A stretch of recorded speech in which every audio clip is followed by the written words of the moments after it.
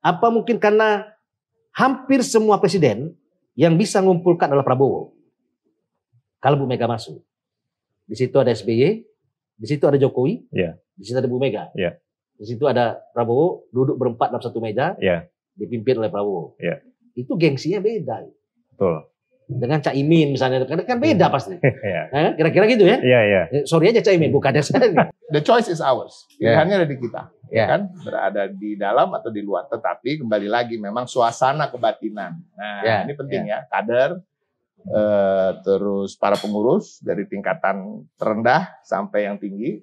Sampai sekarang yang saya dengar masih mayoritas memang punya perasaan kalau memang bukan Pak Ganjar dan Pak Mahfud yang presiden wakil presiden, ya kita berada di luar pemerintahan.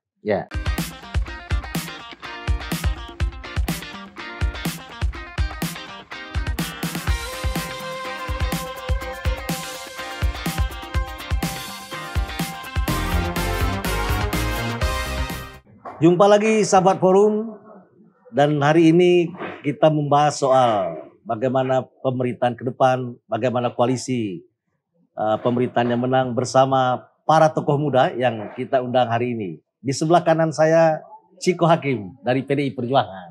Selamat datang bro. Semua pasti udah kenal, sering tampil di TV. Nah kemudian di sebelah kiri saya Mas Agung Baskoro, ini Direktur Eksekutif Trias Politika, konsultan politik, surveyor juga. Jadi kalau mau pilkada bisa hubungi Mas Agung. Aman. Kemudian ada Kang Cecep, sahabat saya. Thank you Kang Cecep sudah hadir. Terima kasih. Ini adalah pengamat politik dari Universitas Indonesia. Nah hari ini kita berbincang agak serius tapi santai. Nah kita ngundang Mas Ciko ini untuk tahu apakah PDI Perjuangan yang hari ini dicoba ditarik-tarik untuk masuk ke dalam koalisi besar pemerintahan Presiden Prabowo. Tapi sampai hari ini tidak ada jawaban yang pasti apakah akan masuk atau tidak. Tanggal 24 Mei PDI Perjuangan akan melakukan rakernas, dan menurut Sekjen Mas Hasto Kristianto salah satu bahasannya adalah soal apakah akan masuk dalam kabinet atau tidak. Oleh karena itu kita tanya ke Mas Ciko sebagai juru bicara, ini kira-kira ini gambaran PDI Perjuangan ini gimana, Mas Ciko? Jadi gini, kalau kita bicara PDI Perjuangan nih jawaban yang pakemnya nih ya, template-nya nih template-nya sekarang kita masih fokus dengan gugatan di Petun. Kan? Yang kedua memang kita akan menghadapi rakernas dan sepertinya yang akan banyak dibahas di situ tentunya salah satunya adalah evaluasi Pilpres dan Pemilu kemarin, ya kan, terus laporan pertanggungjawaban dari semua yang mengerjakan hal-hal yang terkait dengan Pilpres dan Pileg, dan tentunya yang paling cukup penting juga adalah Pilkada 2024 ini. November nanti. Nah selebihnya nih kalau boleh gue jawab Ciko Hakim dengan intuisinya. Karena kan memang PDI Perjuangan itu tadi ini intuisi politik kita. Kalau saya lihat kan tentunya karena kenapa harus jawab dengan intuisi sendiri? Karena kita semua juga di PDI Perjuangan nggak tahu yang pasti ada di kepala dan hati Ibu Mega. Itu yang pada akhirnya memang akan menentukan, karena memang kita punya aturan di mana kebijakan strategis itu ditentukan oleh ketua umum, walaupun tentunya melalui tahapan-tahapan dan prosedur-prosedur di internal partai.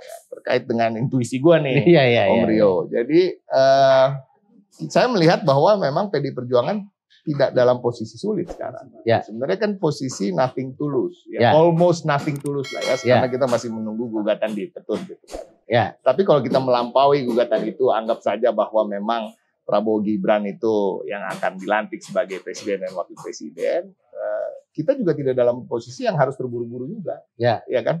Ini kan masih bulan Oktober ya, sekarang masih bulan Mei ya kan, menuju Oktober masih panjang perjalanan. Kita tentunya sekarang lebih menikmati melihat bagaimana para pemenang ini yang akan lebih sibuk ya untuk bagi-bagi itu ya kan, mencari posisi ya kan. Kita juga dengar-dengar gosip kan memang udah agak seru begitu. Terus bagaimana nanti posisi Gibran ke depan ya kan, sebagai sosok yang sepertinya sekarang tidak memiliki partai politik gitu kan, apakah ideal bagi dia untuk duduk di situ dan mempunyai porsi-porsi bargaining yang kuat kalau nggak punya parpol. Ini kan lagi sibuk juga mungkin kan mau main di mana nih gua ya kan gitu.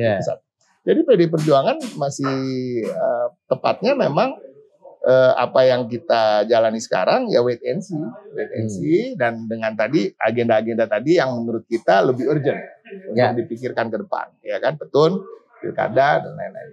Nah, jadi kita dalam posisi yang cukup seksi dalam tanda kutip karena punya 100 kursi. Ya kan? 110 kursi. 110 kursi ya kan. Nah, ini banyak yang lagi buat gugatan soalnya ya more or less lah sekitar segitu. Artinya the choice is ours. Pilihannya ada di kita. Ya kan? Berada di dalam atau di luar, tetapi kembali lagi memang suasana kebatinan. Nah, ini penting ya, kader terus para pengurus dari tingkatan terendah sampai yang tinggi. Sampai sekarang yang saya dengar masih mayoritas memang punya perasaan kalau memang bukan Pak Ganjar dan Pak Mahfud yang presiden wakil presiden, ya kita berada di luar pemerintahan. Tapi kan politik itu dinamis, ya kan. Dan tentunya keputusan yang akan diambil akan melalui tahapan-tahapan yang tadi saya sebut. Ada ungkapan Mas Ganjar, kemudian Mas Hasto, kita lebih baik ada di luar karena menghormati pemenang, salah satunya, dan kita yang kalah ada di luar untuk memposisikan sebagai orang yang mengawasi lah ya dari pemerintahan ini. Itu ideal, tapi keputusan ada di Rakernas. Nah, kira-kira menurut Mas Ciko, bagi PDI Perjuangan menguntungkan ada di luar atau menguntungkan ada di dalam, atau ada alternatif lain ada di luar tapi ada bisa partainya di luar tapi ada orang-orang profesional yang di-endorse oleh PDI Perjuangan. Mungkin dulu seperti gini, Mas Basuki, ada Sri Mulyani ya, Bu Retno itu salah satu, saya ngusulin Mas Basuki juga dulu awal-awalnya. Artinya dia bukan orang partai, tapi di-endorse oleh partai sebagai orang yang profesional.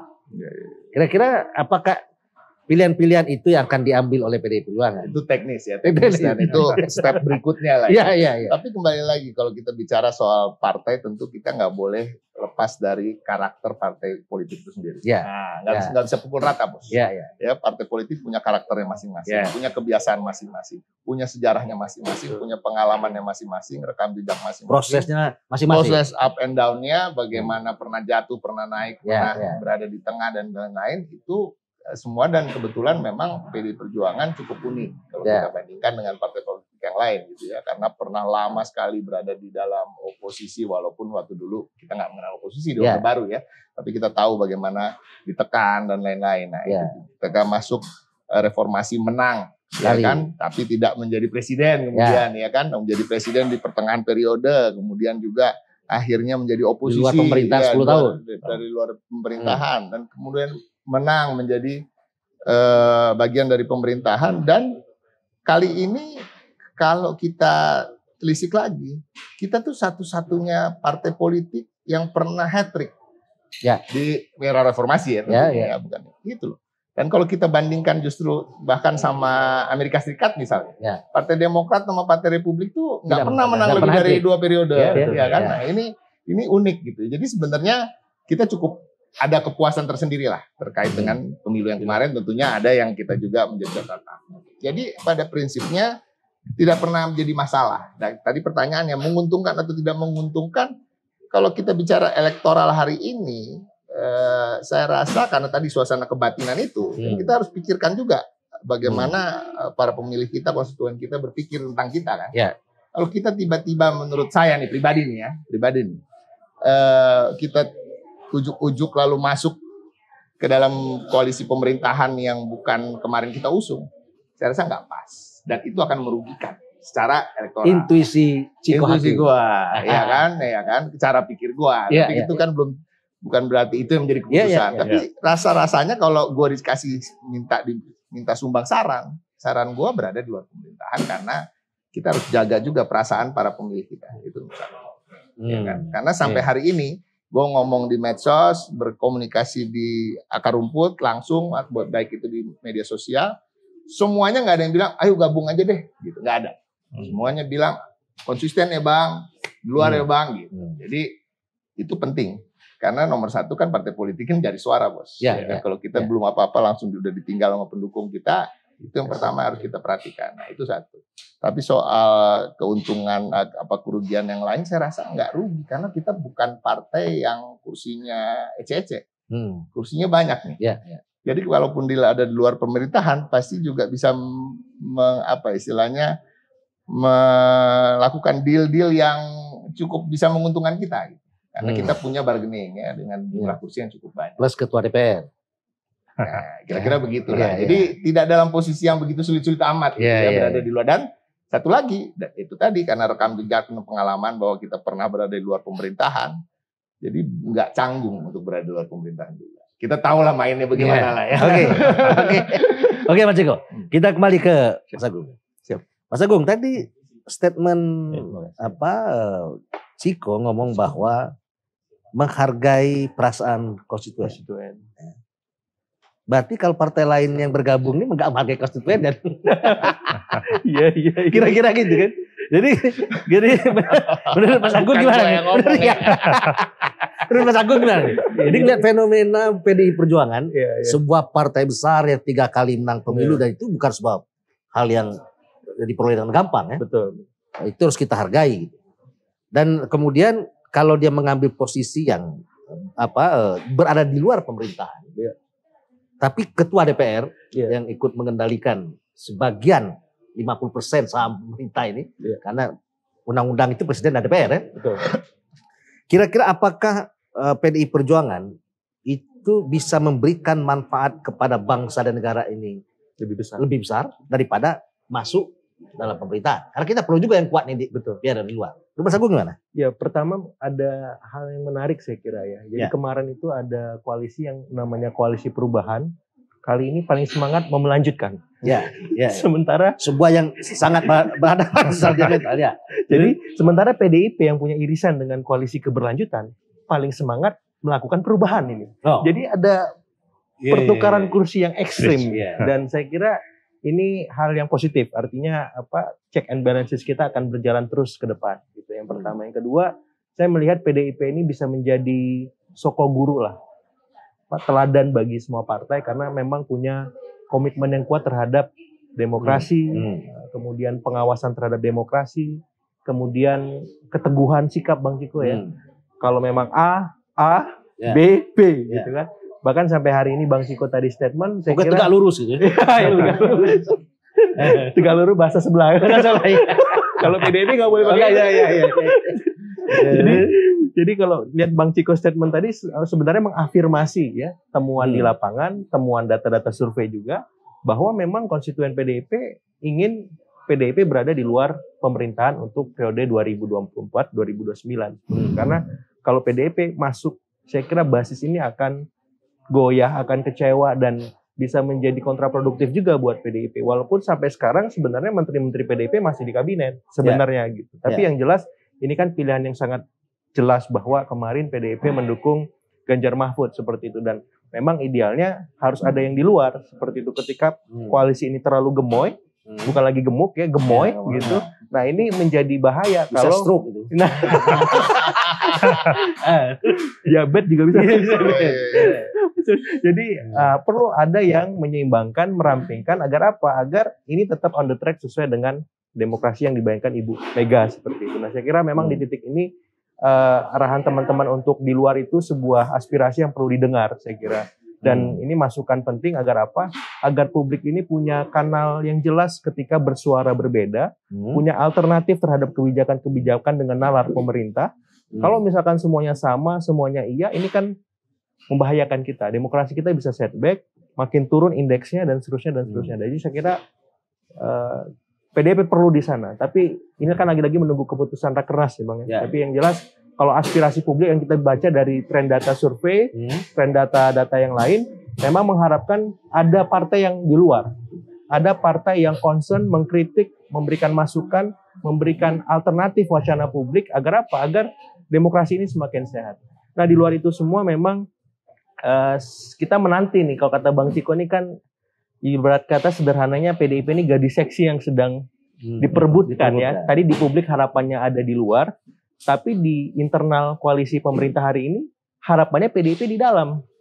Karena lebih simpel mengatur PDIP ketimbang mengajak partai-partai lain yang memang nafasnya perubahan tadi kan. Bisa jadi satu waktu ini di dalam menggoncang ini kalau memang tidak bisa diporsikan dengan baik oleh Prabowo Gibran gitu. Nah, dengan bersama PDIP harapannya di DPR bisa stabil karena ketuanya PDIP gitu.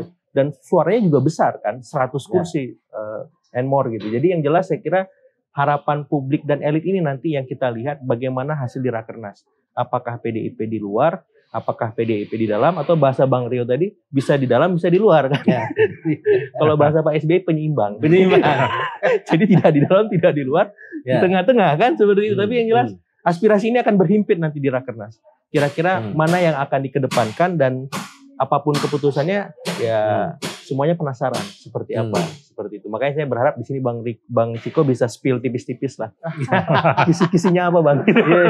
Seperti itu Bang Rio. Nah, itu dari sekian partai yang P3 sudah Prabowo belum kasih kode, dia kasih kode duluan. Betul. Kan gitu. Betul. Kasih kode duluan kalau bisa ikutlah kan. Ikut. Walaupun kursi nggak ada di parlemen. Ikut halal bihalal. Ya, kan? Kecuali MK memutuskan lain ya. Nah, kemudian hari ini kan PKB dan Nasdem itu udah nyatakan bergabung. Walaupun bergabungnya seperti apa kita belum tahu. Karena Bang Surya ngomong kita bergabung dengan pemerintahan, nggak dapat menteri juga nggak apa-apa karena nggak penting. Yang penting mendukung pemerintahan ini.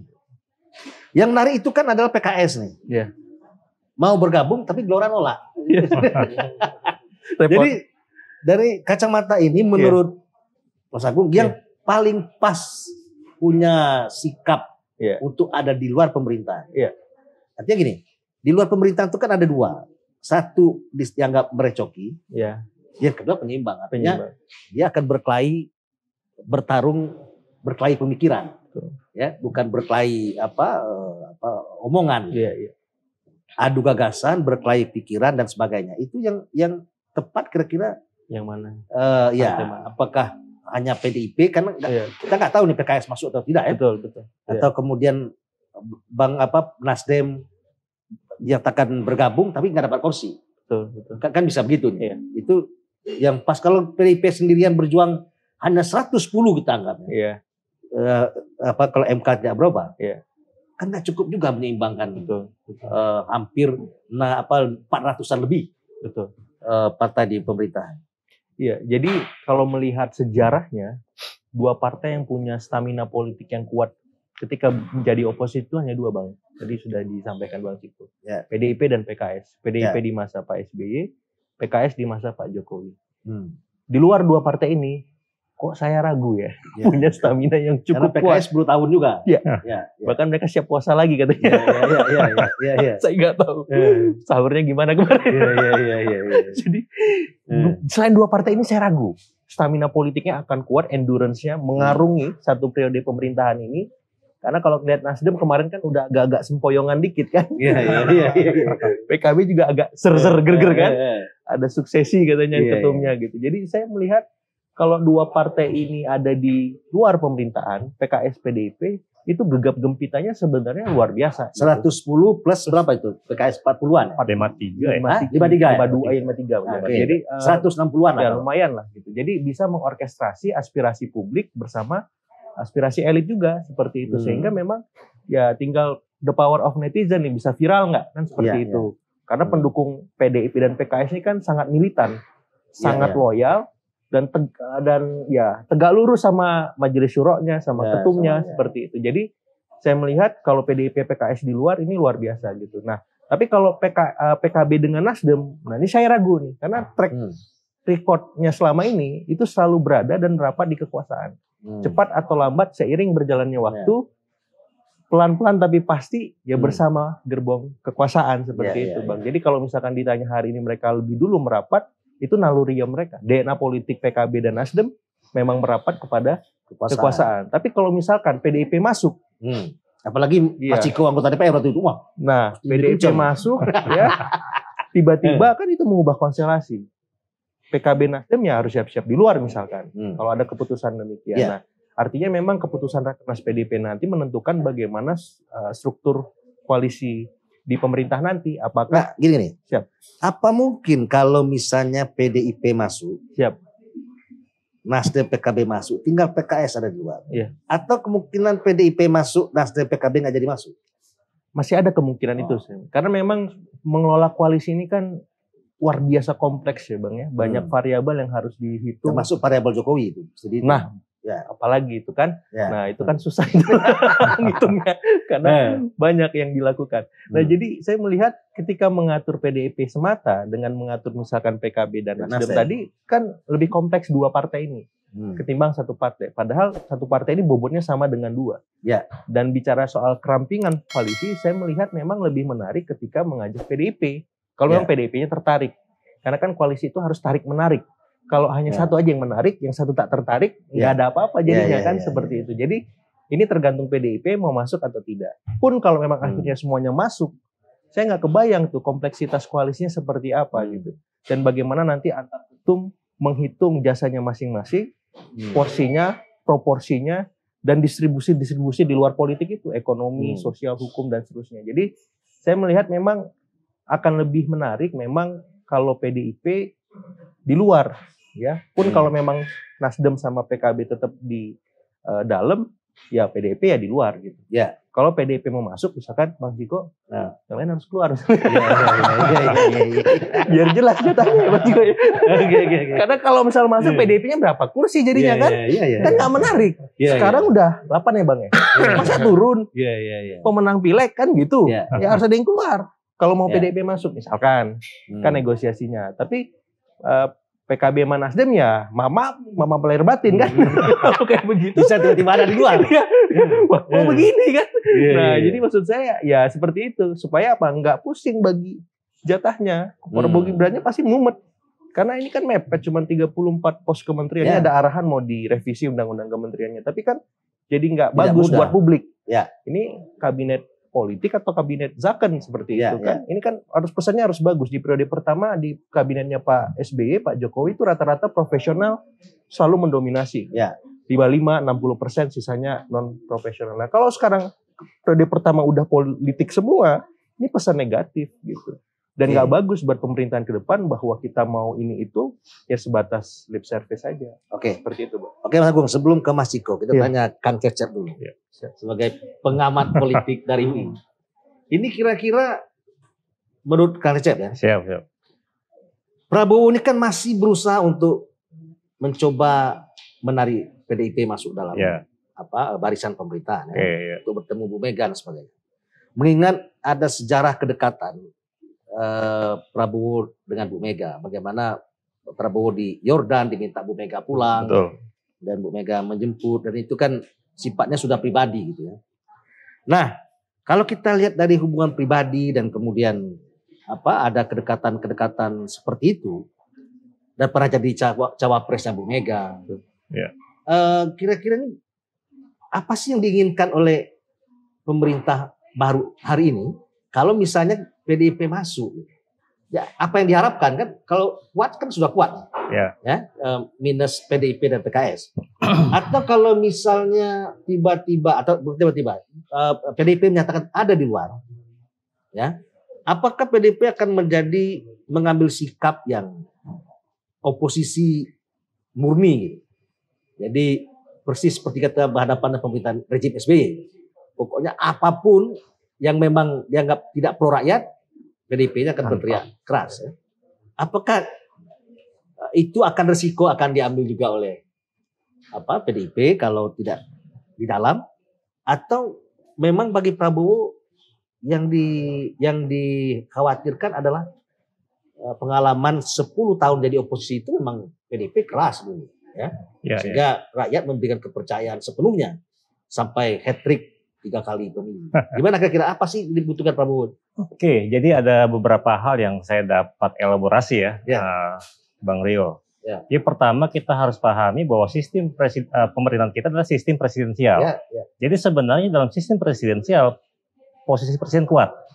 Nah, tapi kemudian pengalaman Gus Dur, ya bagaimana seorang presiden pada sistem presidensial jatuh di tengah jalan. Ya. Nah, karena itu pengalaman itu digunakan oleh SBY. Dia sudah menang pemilu, tapi dia memperbesar dukungan partai, dukungan pemerintah.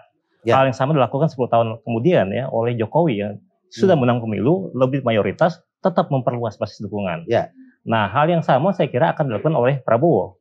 Karena itu meskipun Prabowo didukung oleh 4 partai parlemen ya, Gerindra, Golkar, kemudian PAN dan Demokrat, plus yang 3 partai non parlemen ya, PSI, Garuda dan Gelora.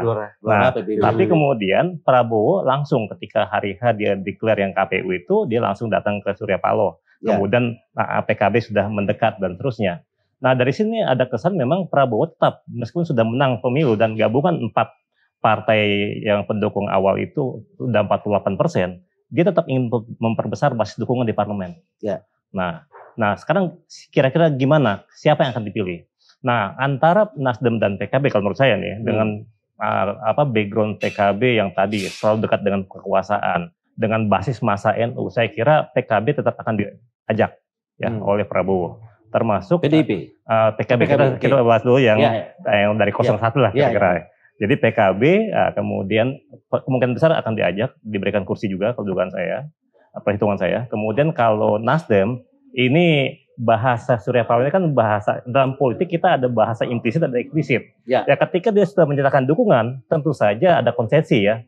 Semua akan diperhitungkan kalkulasi, Menko, Menteri, Departemen yang mungkin anggaran besar dan seterusnya lah. Ada kalkulasi politik seperti itu.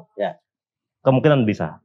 Nah, kalau dari yang 01 Koplo PKS bisa dipastikan ya, kalau dugaan saya tidak akan diajak serta dalam gerbong. Ya, dengan berbagai pertimbangan ya, apalagi Gelora terus mengeluarkan bahwa dia sudah nyerang Prabowo Gibran dan seterusnya lah. Dikapitalisasi isu-isu tersebut. Nah, kita sekarang ke 03 bekas 03 lah. Nah, bagaimana P3 sudah ingin duluan diajak, sudah menyerah duluan. Ya, meskipun kita nggak tahu apakah nanti suara dari katanya kan partai suara dia pindah ke Garuda ya di MK. Nah, kalau masuk parlemen lebih punya daya tawar. Kalaupun nggak dapat ya tetap dengan atas nama dukungan basis massa Islam. Nah, kemudian masuk ke PDIP sekarang. Bagaimana posisi PDIP? Kalau kita lihat pengalaman sebenarnya dalam sistem presidensial dibutuhkan check and balances, saling menyeimbangkan dan saling mengawasi. Nah, harapan saya sebenarnya PDIP berada di luar. Ya, ini kan kerja politik sebenarnya. Bagaimana kemudian maraton ini PDIP ternyata endurance-nya luar biasa, 10 tahun di luar berhasil di masa SBY. Ya sekarang apalagi dengan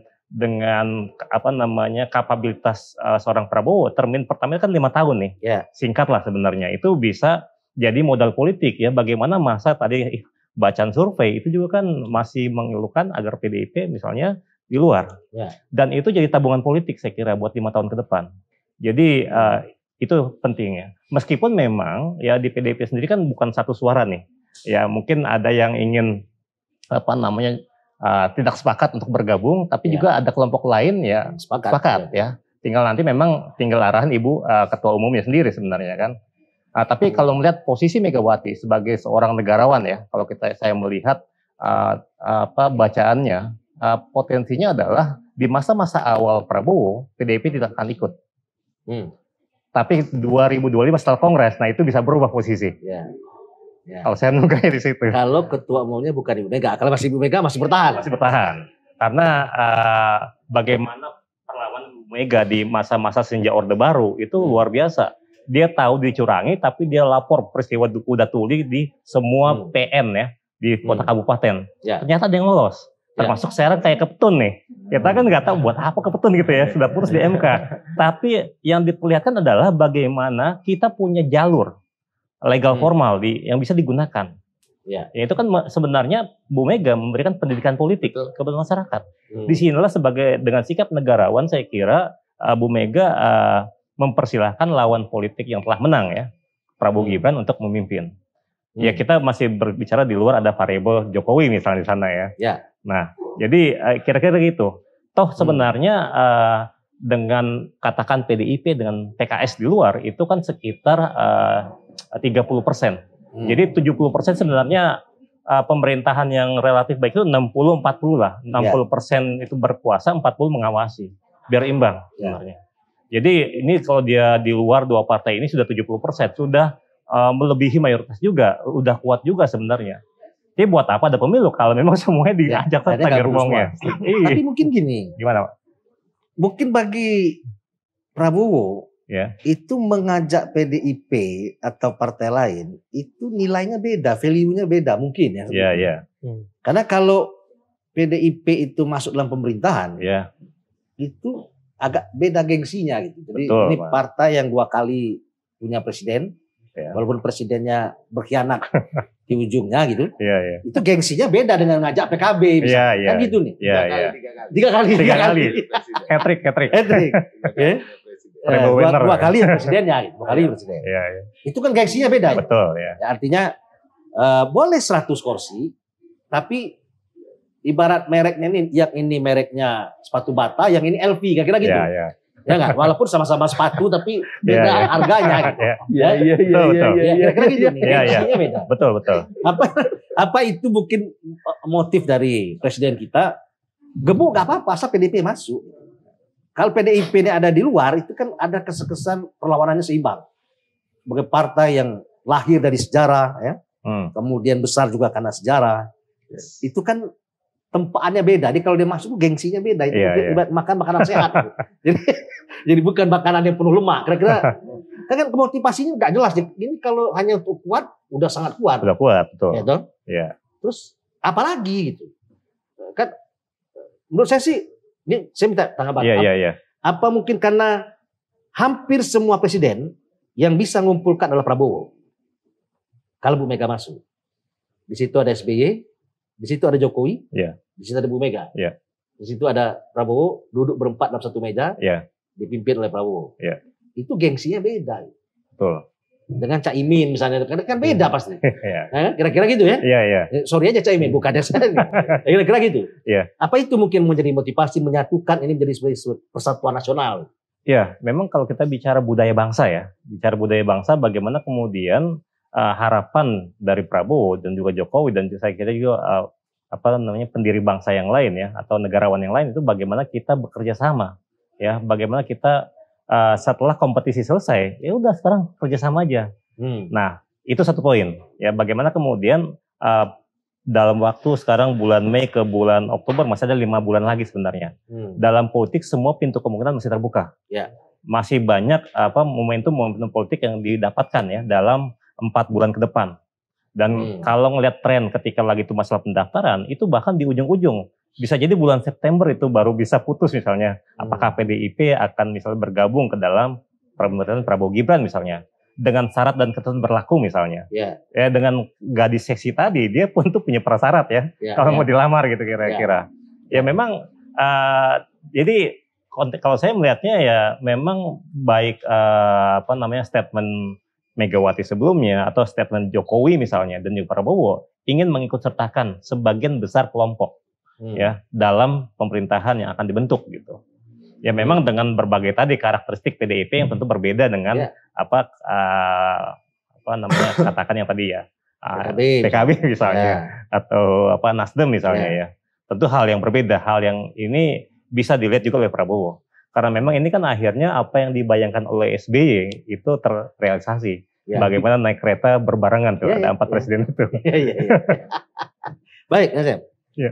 Kang Ciko, ini PDIP kesannya mengulur-ulur waktu, ya. Tidak menjawab pasti tidak di pemerintahan, juga tidak menjawab ya. Tapi selentingan di luar itu faktor Jokowi menjadi hal yang menghambat masuknya PDIP ke dalam pemerintahan. Ya. Faktanya kan memang Gibran hari ini diputuskan oleh MK menjadi wapres, ya nggak?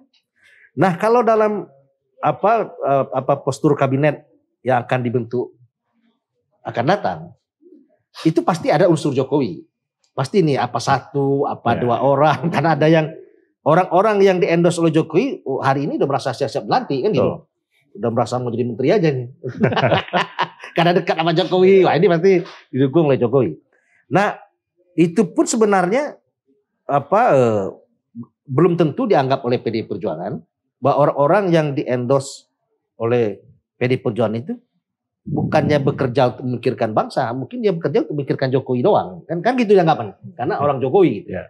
Nah, apa faktor Jokowi itu yang kemudian menjadi penghalang bagi PDI Perjuangan untuk gabung ke Prabowo? Sampai hari ini belum saya dengar bahwa itu menjadi alasan. Tapi kalau dibilang mengulur-ulur waktu, sesungguhnya enggak juga. Karena waktunya kan enggak berubah, tetap Oktober. Masih panjang. 5 bulan lagi. 5 hari sebelum pelantikan masih oke. Ya kan? Dan tidak harus juga Hansi hari itu juga. Masih panjang. Ada waktu-waktu selama 5 tahun itu bagaimana. Nah, kita yang pasti kan nomor satu kita lihat visi misi dulu ya kan. Soal keberlanjutan tadi dikatakannya keberlanjutannya bagaimana. Tapi kan apakah semuanya akan dilanjutkan, apa yang buruk dari pemerintahan yang sekarang kan juga ada gitu ya. Terkait dengan demokratisasi dan lain-lain. Tapi saya cenderung ingin sedikit mengomentari tentang mengapa juga PDI Perjuangan sepertinya sampai hari ini suasana kebatinannya lebih memilih untuk di luar ya. Tapi kita lihat dari sisi keuntungannya untuk bangsa dan negara dulu aja. Keuntungannya untuk bangsa dan negara yang kita sudah sepakat untuk menganut sebuah sistem yang namanya demokrasi tadi. Memang dibutuhkan sosok partai-partai yang berada di luar pemerintahan yang cukup kuat.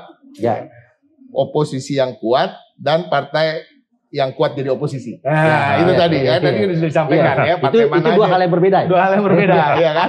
Oposisi yang kuat dan partai yang kuat jadi oposisi. Dan memang sudah terbukti, teruji, PDI Perjuangan salah satunya, dan tadi juga disebut PKS, ya kan, Partai Keadilan Sejahtera. Nah, dan ini juga kalau kita bilang hal yang sifatnya budaya bangsa terkait gotong royong dan lain-lain, nah ini juga bagian dari gotong royong kita, karena itu kan kesepakatan kita. Sistem demokrasi kan kesepakatan kita. Artinya berada di luar maupun di dalam, kita bergotong royong membangun sebuah demokrasi yang sehat. Ya kan, kalau kita bicara ibarat rumah gitu ya kan pilarnya nggak boleh ada di tengah aja satu ngumpul gitu ya. Pilarnya harus berjauhan, ya kan, untuk supaya rumah itu nggak runtuh. Nah, ini yang memang menjadi juga pertimbangan dari kami, karena memang perjuangan kami ini kan memang berbasis tadi demokratisasi. Apalagi kemarin kita bicara soal pelanggaran, soal hal-hal yang menganggap demokrasi yang dipertontonkan di Pilpres ini adalah demokrasi prosedural tanda kutip, ya kan, bukan substansial gitu. Itu yang masih kita rasakan sampai sekarang. Dan ke depan tentunya kita ingin membuat ini lebih baik lagi. Nah, itulah idealnya begitu. Tapi kan kembali lagi tadi soal-soal yang non ideal, soal-soal yang benar-benar berbicara politik praktis gitu ya. Itu saya rasa secara teknis, dan saya meyakini di internal kami pun juga belum ada gambaran yang pasti karena memang belum berpikir ke sana. Jadi ngulur-ngulur sebenarnya enggak, Bos. Jadi memang kita belum menganggap ini urgensinya belum ada. Karena itu tadi mungkin kita menganggap tidak ada urgensi karena kita punya advantage di mana kita menang pileg. Ya, kita ketua DPR. Artinya kita yang nggak usah buru-buru, biar mereka aja dulu atur-atur dulu, ya kan? Baru kita sambil mikir nanti jalan. Nah, sementara kita fokus ke pilkada. Jadi kalau anggapan lo bukan karena faktor Jokowi, bukan? Faktor Pak Jokowi ini gini ya, ya itu tentu membekas, membekas. Itu suasana kebatinan itu kan salah satunya. Nggak bisa dilakukan tiba-tiba ya. Nggak bisa. Suasana kebatinan yang saya katakan tadi itu kan salah satunya bukan hanya faktor kalah dan merasa dicurangi. Kan? Merasa dicurangi itu kan dicurangi oleh siapa? Dan sebenarnya kan lebih berat ke kita merasa dicurangi, jujur aja ya, oleh bukan Pak Prabowo loh. Kita curangi oleh Pak Jokowi gitu. Nah ini yang, dan memang kalau kita lihat tercermin di gugatan kita di Mahkamah Konstitusi kan, ya kan, oleh kekuasaan tanda kutip, ya kan, pelanggaran aparat kan yang bisa menggerakkan itu kan bukan tim sesnya 02 sebenarnya. Gitu.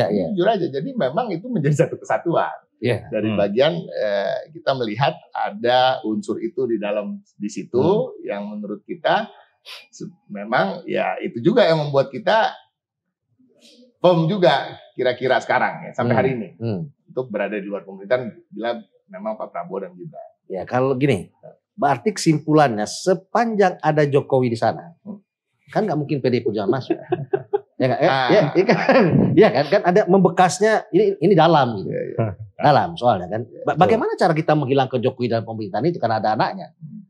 Jadi dapat kita dapat walaupun diputuskan oleh ketua umum nih bahwa sepanjang ada faktor orang yang mencurangi, ya agak sulit PDI Perjuangan untuk masuk. Nggak ada masalah dengan Prabowo.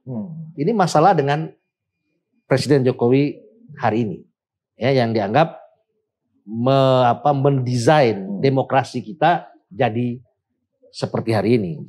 Nah kalau begitu, menurut saya sih mungkin 99,9% PDI Perjuangan ada di luar nih kayaknya.